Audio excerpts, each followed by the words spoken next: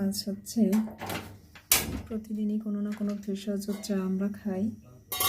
তো পানিটা ফুটে গেছে, ঠান্ডা হয়ে গেছে, আমি অফ করে রেখেছিলাম। এখন এটা হচ্ছে কারি পাতা। আজ হচ্ছে কারি পাতা ডিককশন খাবো। কারি পাতা কিন্তু আমাদের শরীরের জন্য অনেক উপকারী। হতে থাক। কারি পাতা সব ফুটে উঠেছে, এবার চুলাটা বন্ধ করে কিছুক্ষণ ঢেকে রাখবো। কারি পাতার চা।